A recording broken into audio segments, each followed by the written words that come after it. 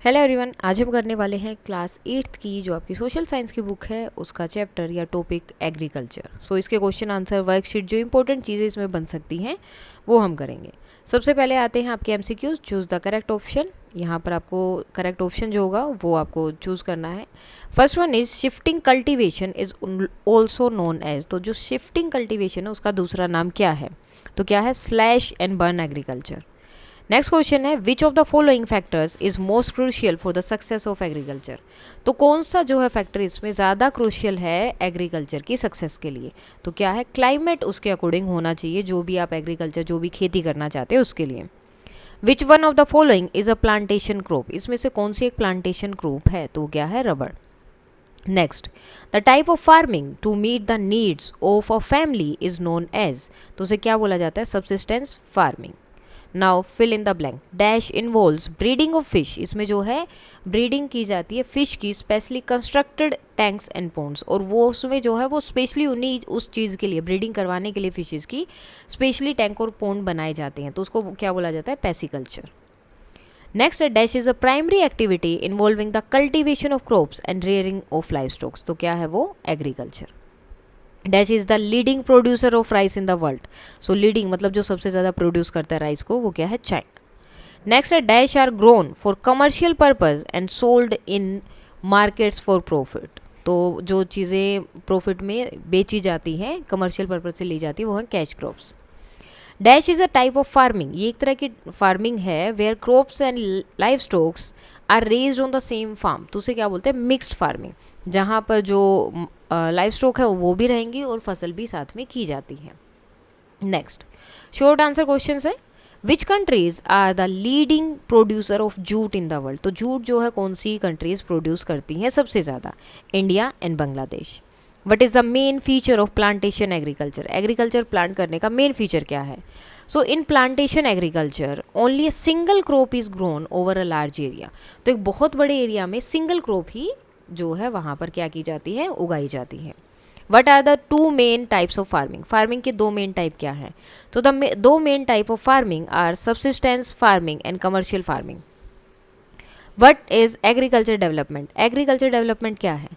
Agricultural development refers to efforts made to increase farm production, जिसको farm production के increase करने के लिए बनाया जाता है in order to meet the growing demand. जहाँ पर जो है डिमांड जो ग्रो होती है, मतलब जब डिमांड बढ़ती है तो उसको मीट करने के लिए, उस डिमांड तक पहुँचने के लिए, ठीक है, पॉपुलेशन इंक्रीज होती है तो डिमांड बढ़ेगी, डिमांड बढ़ेगी तो उसको डिमांड को कंप्लीट करने के लिए जो एफर्ट किए जाते हैं उसको बोला जाता है agriculture development. Now answer in detail. Where is the shifting cultivation practice. कहाँ पर प्रैक्टिस किया जाता है, कहाँ पर होती है ज़्यादा? Shifting cultivation is practice in the thickly forested areas. जो फॉरेस्टेड एरिया है वहाँ पर, जैसे Amazon basin, tropical Africa and parts of South Asia and North East Asia. These are the areas of heavy rainfall. ये जो है heavy rainfall के areas होते हैं। क्विक रीजनरेशन ऑफ वेजिटेशन, और वेजिटेशन क्विकली रीजनरेट होती है। अब हैवी रेनफॉल है और अगर प्लेन एरिया तो पानी वहीं पर रुक जाएगा, तो इसलिए ऐसी जगह पर क्या होता है, इस तरह से जो शिफ्टिंग कल्टिवेशन है वो यूज़ की जाती है या करते हैं वहाँ के लोग। नेक्स्ट है what are the measures to improve agriculture development. Agriculture development को इम्प्रूव करने के लिए क्या क्या मेजर्स है? Agriculture development can be achieved. तो अचीव किए जा सकते हैं अलग अलग तरीके से, such as increasing the crop area, कि जो क्रॉप का एरिया, फसल उगाने का एरिया, उसको इंक्रीज़ किया जा सकता है। द नंबर ऑफ क्रॉप ग्रोन्स, जो सी फसल उगाई जाती है उनको बढ़ाया जा सकता है, अलग अलग हो सकती हैं। इम्प्रूविंग इरीगेशन फैसिलिटीज़, इरीगेशन की जो फैसिलिटीज़ हैं उनको इम्प्रूव किया जा सकता है। Use of fertilizers and high yielding variety of seeds. Fertilizer का यूज़ ज़्यादा किया जाता है या फिर उन सीड्स की वैरायटी को ज़्यादा यूज़ किया जाता है जो ज़्यादा फसल देंगी।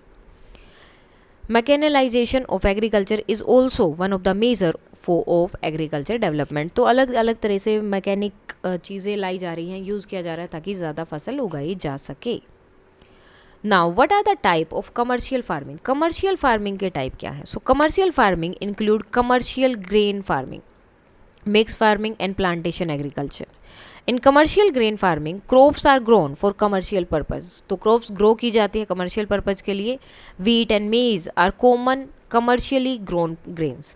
वीट और मेज क्या है, कॉमनली जो है कमर्शियली ग्रोन ग्रेन्स होती है वो है। मेजर एरियाज, अब इसमें मेजर एरिया कौन से हैं, commercial grains where commercial grain farming is practice, ये प्रैक्टिस की जाती है are temperate grassland of North America, Europe and Asia. तो यहाँ पर इनको ज़्यादा की जाती है इस तरह की farming.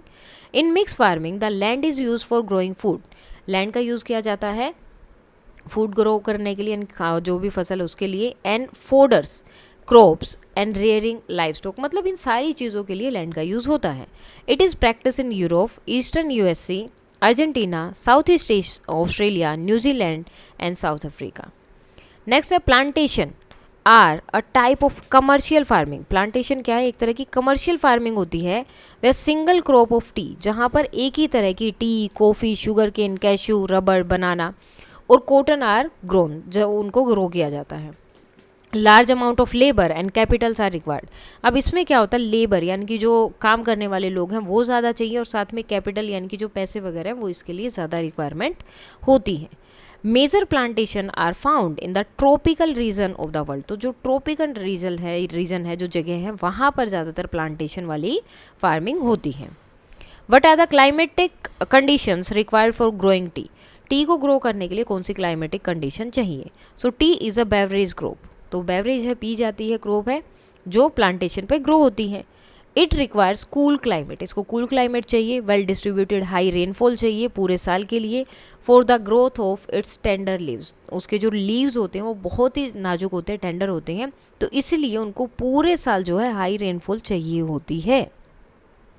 It needs well drained loamy soil, और अच्छी सी जो है ड्रेन वाली सॉइल चाहिए, जेंटल स्लोप चाहिए, and a large number of labour ज़्यादा चाहिए are required to pick the leaves, ताकि वो एक एक लीव्स को पिक कर सकें, उठा सकें। नाउ पिक्चर बेस्ड क्वेश्चन है आपके, आइडेंटिफाई द अबव पिक्चर, ये क्या हो रहा है, राइस कल्टिवेशन, राइस उगाने के लिए जो है उनकी वो लगाए जा रहे हैं वहाँ पर। In which region this crop is stable diet, तो कहाँ पर है ये, ट्रॉपिकल एंड सब ट्रॉपिकल जो रीजन है वहाँ पर। What climatic condition are required for this crop, तो इसके लिए कौन सी क्लाइमेटिक कंडीशन चाहिए, high temperature, high humidity and rainfall, सारी चीज़ें चाहिए ये। And which soil is best to for this type of cultivation, और किस तरह की मिट्टी इसके लिए चाहिए, तो एल्यूवियल क्लेई सॉइल जो होती है वो इसके लिए चाहिएगी। नेक्स्ट एक और है आपका picture based question, what type of soil is best for growing T, अब ये टी वाली है, टी मतलब यहाँ पर लगाया गया, तो ये टी के लीव्स वहाँ पर तोड़ रहे हैं, तो इसके लिए कौन सी मिट्टी चाहिए, अभी हमने पढ़ा था well drained loamy soil is the best for growing T.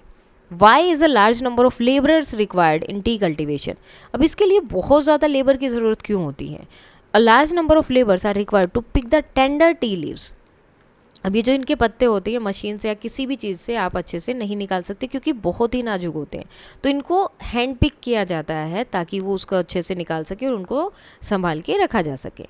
What type of crop is a tea, tea किस तरह की क्रॉप है, so tea is a beverage crop grown on plantation.